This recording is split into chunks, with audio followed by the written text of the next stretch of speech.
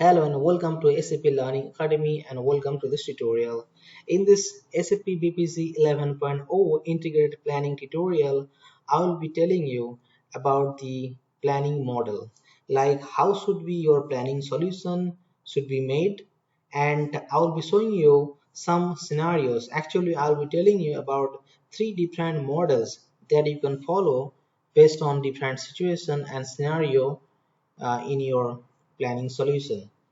So I will be showing you those architecture from the beginning, like how and when you should create the aggregation level and composite provider and so on. So let me just quickly create in this slide how these models look like. So in this planning model 1, so I will show you one kind of architecture, and in the next two I will show you the different other architectures. So in the first, suppose always now if you are doing any planning, then you should have a base ADSO, like this is my ADSO, and on the top of this ADSO you will create an aggregation level. Just let me create that, because aggregation level can be created directly on an ADSO or InfoCube, and also it can be created on composite provider. So this is my aggregation level.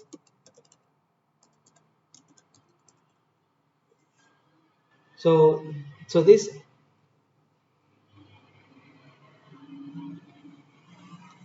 now, so what we have done here, we have created an aggregation level on the ADSO, and this ADSO uh, you know is having both kinds of, suppose you want to load the data, the transaction data as well as the plan data on the one target. So that's the model is going to be. You're not having a separate two ADSOs for transaction data and plan data. Actually here in this part, when we're talking about this model number 1, so here suppose you are having only one ADSO where you are loading the transaction data as well as the plan data. So once you've created the aggregation level, then on the top of this aggregation level you will be creating the filter, means the planning filter and the planning sequence and planning functions. So let me just quickly write that. So what we are going to do, so on the top of this aggregation level you should create the filter, and also you should create the planning function.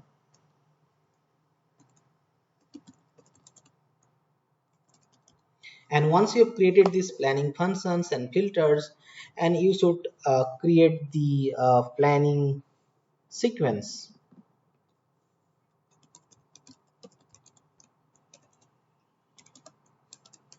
So once you've created this, so and you need to link this thing, meaning that planning sequence is built up by filter and planning functions, and obviously the aggregation level should be linked with this.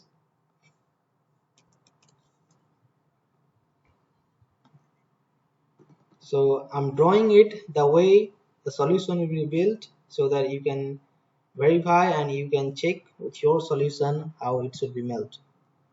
So here in this case we have simply drawn this, and now what about this front end part? Now we should, and this yes, there's another thing is left, that is the planning query, meaning that planning enabled query. So the planning enabled query is built on aggregation level once again. So you have to create a query that is actually we will call as planning enabled query. And here the linking is very important, because that because you will understand the dependencies, meaning that the planning enabled query should be created on the aggregation level, not on the ADSO. That's what you need to remember. And similar other things like planning function should be created on this aggregation level as well. Now what about this front end part? So in the front end, we will be having, suppose if you are using analysis for Office or Lumira Design or SAP Cloud, SAP Analytic Cloud or Wix Web Analyzer. So whatever front end you use, suppose let me just quickly draw this for your understanding. Suppose this is the front end part. So and here we can use AO, meaning analysis for Office.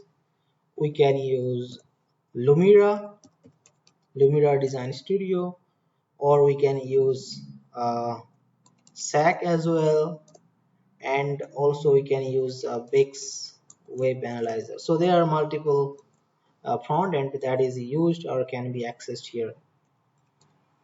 So this planning enable query that you can access in this front end in order to plan your data. So here good one very important thing that you should remember, that and also the planning sequence can be added into your solution, into your front end in order to change the data. And also you can actually add the planning function as well in your front end, so which will support that actually you can use it in order to plan your data.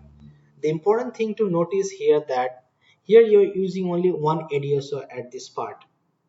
So whenever you are doing the planning, then you have to change the mode of this ADSO into planning mode, and when you are actually loading or the transaction data here, then you have to load into this load mode. So that's the thing that you have to change it manually, or you can embed in the process chain that you're having in your system.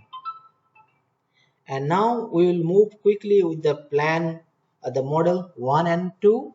Once you have understood about the model 1, I believe now next two models will be much easier. So this is my model 2, and here I will be editing here. So now instead of using one ADSO, and which will be using for plan and actual, now we are having two ADSOs at this moment. So one for the actual, meaning the transaction data, and the other one will be the plan ADSO. So you no need to make this ADSO as planning enabled, because you are having now different ADSO for the planning. So what you have to do now, you're not going to create the aggregation level on top of your ADSO. Now you are going to have a composite provider in between this, meaning that we are going to have a composite provider now. And remaining mostly everything will be same with the planning model 1.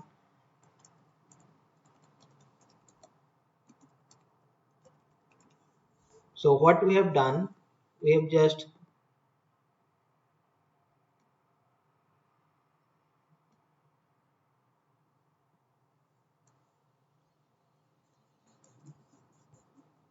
we have created a composite provider based on the underlying ADSO. It can be one ADSO, two, or multiple, whatever you want. So based on how many plan ADSO or actual ADSO you want to embed into your system, into your composite provider, and then you'll create the composite. Then you'll create the aggregation level on top of your composite provider. So that's a small change. So in the planning model too, and the remaining things will be same as usual. So now here you have a better visibility and better way of actually doing your planning. Like you don't need to always change your actual into plan mode and also again the load mode. So that problem will be solved in this model. So now we are going into the last model, that is the model number 3. So let me quickly edit and let me tell you that. So what we are going to do, we will change it to model number 3. So here in this case, and we will create the aggregation level again on, just we will swap this, we will just change it up and like this, and composite provider will be here, meaning that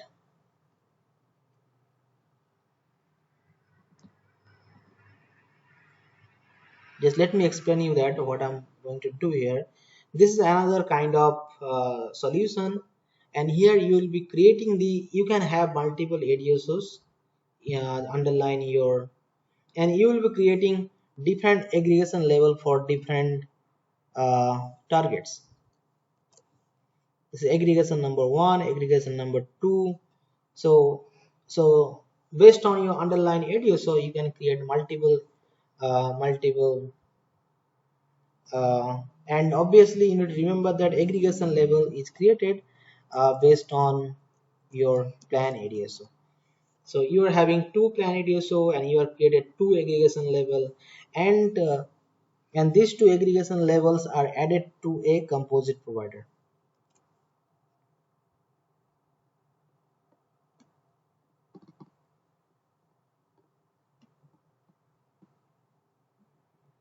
So now, and the remaining things like filters and planning function and planning sequence all will be linked with your aggregation level, not with the composite provider.